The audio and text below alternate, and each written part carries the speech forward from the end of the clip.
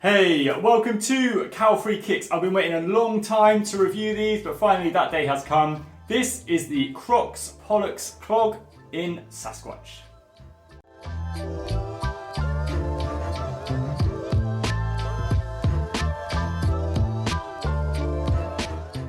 As with every shoe review that I do, I will be looking at the Salehe Bembury CROCS POLLEX Clogs in black or Sasquatch by looking into 5 different categories. Then at the end of the video, I will give them an overall rating out of 5 stars. If you do like what you see as you're going along, please do not forget to click the little thumbs up like button below on your device. And whilst you're down there, if you haven't already, please do take the time to subscribe to the channel. Right, let's not hold up this review any longer. Let's check them out on feet.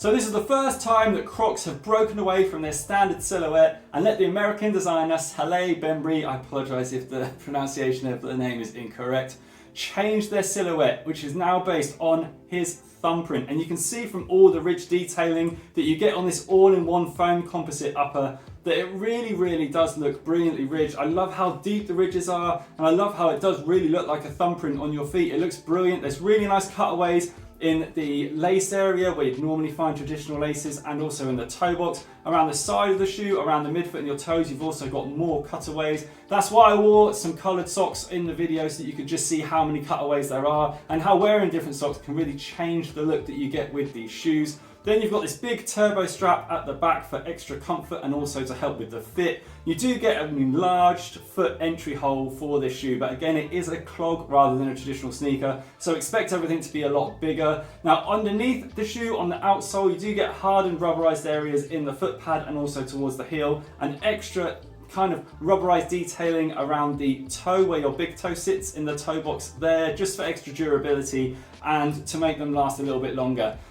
Overall, I do think these POLLEX clogs from Salehe Bembury and Crocs look really nice in hand and in pictures. I just think they don't look as great on feet, just because yes, they look very different to a traditional pair of clogs, and I do think the design inspiration behind them is incredible, but I just think on feet they're just too wide overall. Now, I appreciate they're a clog, so they're going to be very wide in the toe box area, but I do think they're just too wide all the way through the shoe and could be a bit narrower around the midfoot and the heel as well.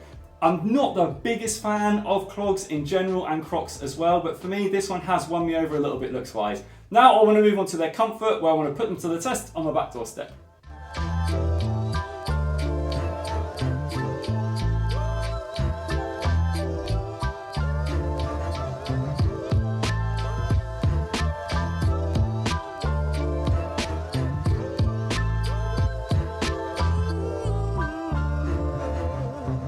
You can see from the step test that this foam composite material used by Crocs to make these POLLEX clogs does offer a really nice amount of squishy, responsive bounce back from toe to heel. There wasn't one part of this shoe that I felt was too rigid or too under foamed. I did find that you got more comfort definitely towards the heel and the middle of your foot, and it kind of tapered off a bit towards the toe, but that's probably due to the amount of rubberized material that you've got here in the foot pad of the sneaker, and especially towards the toe of the shoe as well. So underneath your foot, I do think they offer a really nice, comfortable and slightly bouncy ride. But on top of your feet, this is where I've got the main issue, and also with the fit of this shoe. Now, if you are considering buying a pair, please do go at least one full size down from your standard foot size, possibly even 2. Now, I've gone one full size down in these. So these are UK size 9, and I'm normally a UK size 10, and I've got slightly wider than average feet. But the toe box for these is absolutely huge. The width on these is incredible, and that width continues all the way throughout the shoe that I've already mentioned. I found that these didn't hug my feet in any part of this upper. At one point I was stood there and I couldn't feel any part of the shoe was hugging any part of my foot. and fit wise, I just didn't like that feeling. Now, I did pull this turbo strap up as tight as I could get it and pretty much ran out of this Velcro, so I couldn't pull it any tighter. And that did make my foot feel slightly more comfortable and more secure, but I still felt at that point then that my foot was pushed forward, so that when I bent my feet, the toes were like touching the end, but my heel was nowhere near the back of the shoe, so it was slipping out. I just think fit-wise, they all felt wrong for me. And that did affect the comfort, even though it is squishy and bouncy underfoot. Overall, comfort-wise, I would just have to say these are average because of the issues with the fit. Now I want to move on to their weight, where I'm going to put them on the scales.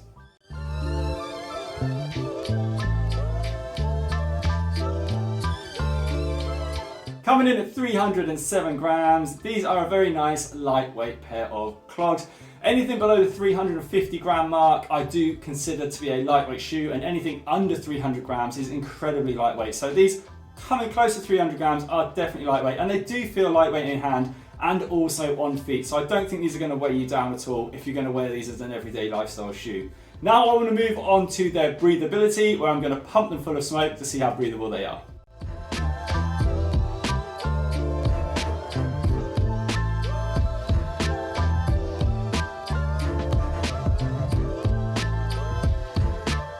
The breathability was never in doubt. The amount of cutaways that you've got on this clog in the toe box area, around the side of your toes, on both sides of the clog, it's never in doubt that these are going to be incredibly breathable. They were so breathable that the smoke released that quickly and in large amounts that they engulfed the camera before the video really even got going. So an incredibly breathable pair of clogs, as you'd expect really from any pair of Crocs that you're going to buy, because they are predominantly designed to be breathable. Now moving on to their price. Now these cost me £80, which is a slightly eye-watering price for a pair of Crocs, considering their price point for a normal pair of standard Crocs is much lower. So you might be paying, in some places, double the price you'd normally expect. And I do think that's a bit high. I'd expect these to come at least £5 to £10 lower, especially as I consider that, yes, you're paying for the design and the foam kind of composite, but I do think they're coming a little bit expensive for me. Now, whilst I've been shooting this video, I've really been focusing on the strap, this turbo strap here of the shoe, and the longer I shoot it,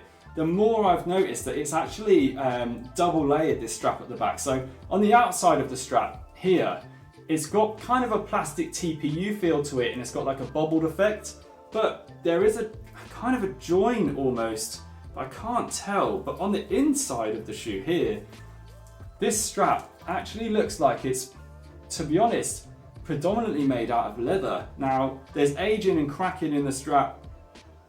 It smells like leather, and also the pads where you've got the sew detailing here also make this feel like leather. So on the outside, this actually feels like it's a TPU kind of synthetic material, but on the inside, it looks like it's leather. And since I got these out of the box and have worn them around, it's aged slightly on the strap. So I think these have actually got leather on them. Now, I pride myself on trying to do only leather-free videos, so I don't know.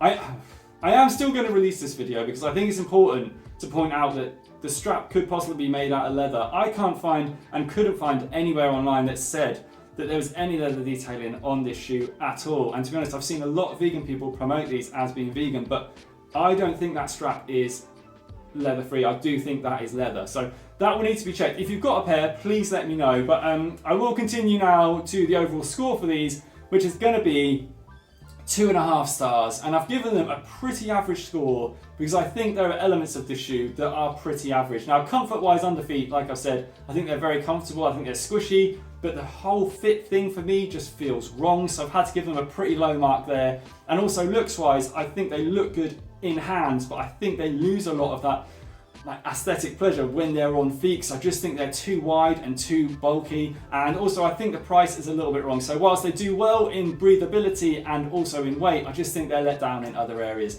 Now, if you like what you've seen today, please do not forget to give the video a thumbs up right before you go. You can also follow me on Instagram. Hope to see you again soon. I'm going to be returning these right now. Bye!